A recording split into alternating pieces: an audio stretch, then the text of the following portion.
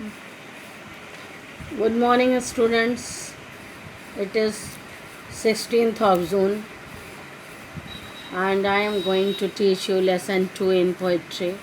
In next video, I have completed lesson 1, poem 1, and in 2 parts. And now today I am going to start lesson 2, poem 2, The True Beauty. The True Beauty is composed by Thomas Curry. This writer name is given there, and True Beauty, Thomas Carew has composed this poem. In this poem, I will tell you the gist of the poem in short, in nutshell. And in this poem, there are 2 stanzas. In these 2 stanzas, in the first stanza, the poet is talking about physical beauty, and in the second stanza, in the first stanza, the poet has talked about physical beauty. In the second stanza, he has talked about spiritual beauty and mental beauty. He is saying that the love which is based on physical beauty decreases with the passage of time, and the love which is based on mental and spiritual beauty, it increases with the passage of time, and both are related with equal love, and they love each other. Their love is permanent, their love is everlasting, eternal. But the love which is based on physical beauty, this is not permanent, this is not everlasting, and this will decrease with the passage of time, with the march of time. Now, कहने का मतलब कि जो प्रेम शरीर के सुंदरता पर आधारित होता है, सुंदर आँखों पर, सुंदर गालों पर, सुंदर चेहरे पर, वो समय के साथ साथ ख़त्म हो जाता है, जैसे जैसे ये शारीरिक सुंदरता ख़त्म होती है. पहले स्टैंजा में पोएट ने यही कहा है, और दूसरे स्टैंजा में पोएट ने कहा है वह प्रेम जो मानसिक और आध्यात्मिक सुंदरता पर आधारित होती है, वह समय के साथ साथ बढ़ता जाता है, और वो कभी नहीं मरता है, वो परमानेंट होता है, वो शाश्वत होता है, और सब उसमें दोनों लोग बराबर प्रेम से जुड़े रहते हैं. अब हम लोग इसमें स्टार्ट करते हैं, and let's see what is explanation in Hindi and English, both we will read it. He that loves a rosy cheek or coral lip admires, or from star-like eyes doth seek fuel to maintain his fire. In this stanza, the poet is talking about physical beauty, and he is saying that he that loves rosy cheek, वह व्यक्ति जो आपके गुलाबी गालों से प्यार करता है. रोजी चिक मीन्स गुलाबी गाल, गुलाब जैसे गाल, गुलाबी गाल. कोरल लिप, कोरल मीन्स मूंगा, लिप मीन्स होठ. कोरल लिप मीन्स मूंगे के समान लाल होठों से. कोरल का कलर लाल होता है, इसलिए यहाँ तुलना की गई है कोरल लिप. डायरेक्ट कंपैरिजन किया गया है कोरल से लिप का, इसलिए यहाँ मेटाफर है. आपको हम उसी में पढ़ाते समय सब बताते चलते हैं, बाद में हम नहीं बता पाते हैं, इसलिए एक साथ सब चीज़ें डिस्क्राइब करते हैं कि कौन सा फिगर ऑफ स्पीच है, कौन सी लाइन इम्पॉर्टेंट है. 2 स्टैंजा दोनों very very very most important for the board examination. Admires means प्रशंसा करना. वह व्यक्ति जो आपके मूंगे समान लाल होठों की बहुत ज़्यादा प्रशंसा करता है. And from star like eyes, और जो तारों की तरह सुंदर आँखें. स्टार लाइक आइज़ यहाँ पे सिमली है. स्टार लाइक आइज़ ये सिमली है क्योंकि यहाँ लाइक दिया हुआ है, और यहाँ कोरल लिप सीधे तुलना हो रही है लिप की कोरल से, ये मेटाफर हो गया. और यहाँ स्टार लाइक आइज़ कहा जा रहा है, आँखों की तुलना तारों से हो रही है, लेकिन लाइक भी वहाँ पे है. जैसे हिंदी में सम सरस शब्द दिए रहते हैं, उसी तरह सिमली यहाँ उपमा अलंकार है, और इसमें सो लाइक एस में से कोई एक, if one of these 3 words is there in your line, that is simile. और डायरेक्ट कंपैरिजन है तो metaphor. And star doth seek, वो तारों की तरह आपकी सुंदर आँखों में खोजता है. सीक मीन्स खोजना, सर्च. फ्यूल, फ्यूल मीन्स ईंधन खोजता है. To maintain his fire, maintain his fire, fire यहाँ पे प्रेम की आग को फायर कहा गया है, और मेंटेन मीन्स जलाए रखने के लिए. वह व्यक्ति हमेशा आपके के अंगों में सुंदरता खोजता है ताकि उसकी प्रेम की आग जलती रहे. वह आपके शारीरिक सुंदरता से प्रेम करते हैं, न कि मानसिक सुंदरता से. ऐसा प्यार क्या होता है? See in the next line, as old time makes this decay. As old time means बुढ़ापा जैसे जैसे आता है, make these decay, इन चीज़ों का decay means क्षय हो जाना, destroy हो जाना. As old time make these decay, ये जो हमारी शारीरिक सुंदरता है वो समय के साथ साथ these means इन चीज़ों का, decay means destroy, क्षय हो जाना, decline हो जाना, बुढ़ापे के साथ ये सारी चीज़ें नष्ट हो जाती हैं. So his flame must away, west away means बुझ जाना, ख़त्म हो जाना, मर जाना, pass out, pass away. And flame means प्रेम की आग. यहाँ भी फ्लेम डायरेक्ट कहा गया है, मेटाफर है. उसकी जो वो प्रेम की आग है वो समय के साथ साथ बुझ जाती है.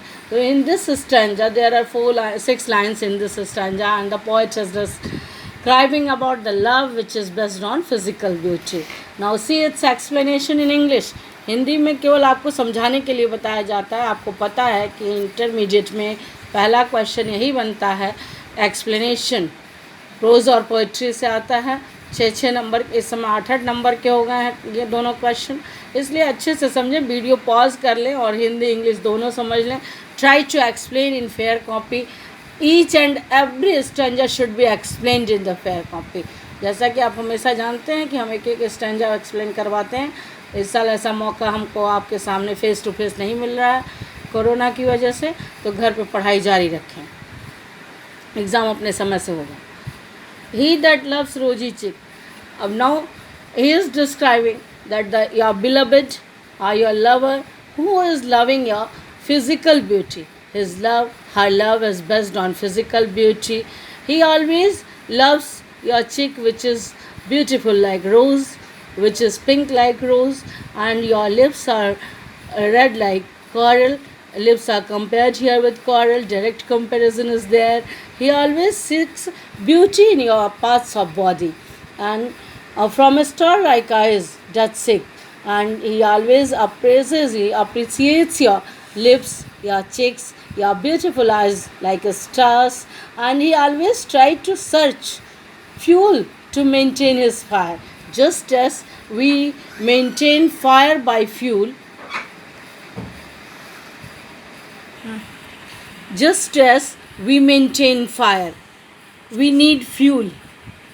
हमें आग को मेंटेन करने के लिए ईंधन की ज़रूरत पड़ती है. अगर ईंधन ना हो तो आग बुझ जाएगी.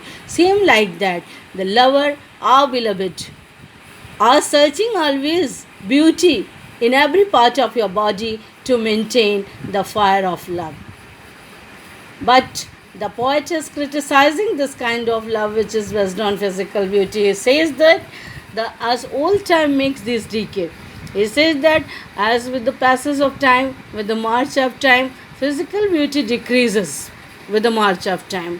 And the love which is based on physical beauty, this will destroy with the passage of time. This will pass away with the passage of time. This love is not permanent, not eternal, not everlasting. So in this poem, in this stanza, he has criticized the love which is based on physical beauty. I hope you understand well. This is very very important poem. Central idea भी इसका हर साल आता रहता है, और explanation में भी कोई ना कोई passage पूछता रहता है, कोई ना कोई stanza आता रहता है.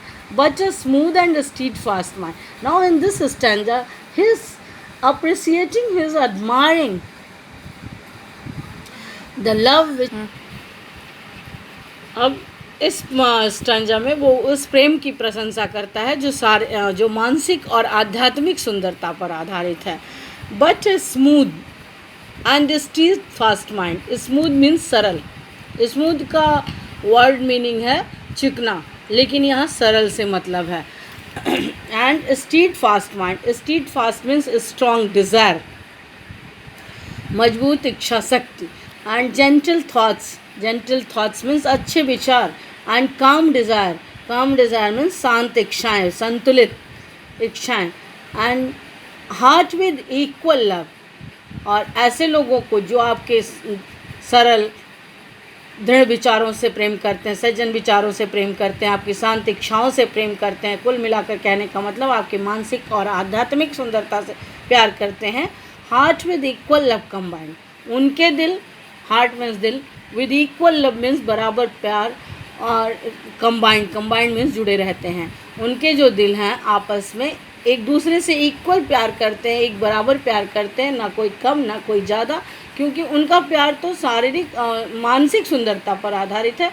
And kindle never dying fire, kindle means जलना, नेवर डाइंग मीन्स कभी न मरने वाली, कभी न बुझने वाली, कभी न मरने वाली। फायर मीन्स प्रेम की आग, उनके बीच कभी न मरने वाली प्रेम की आग जलती रहती है और उन्हें किसी ईंधन की अलग से आवश्यकता नहीं पड़ती है अपने प्रेम को बनाए रखने के लिए, क्योंकि उन्होंने तो मानसिक सुंदरता से प्यार किया है, आपके सज्जन विचारों से, आपके दृढ़ इच्छाओं से, शांत इच्छाओं से, और ये सारी हमारी मानसिक सुंदरता होती हैं।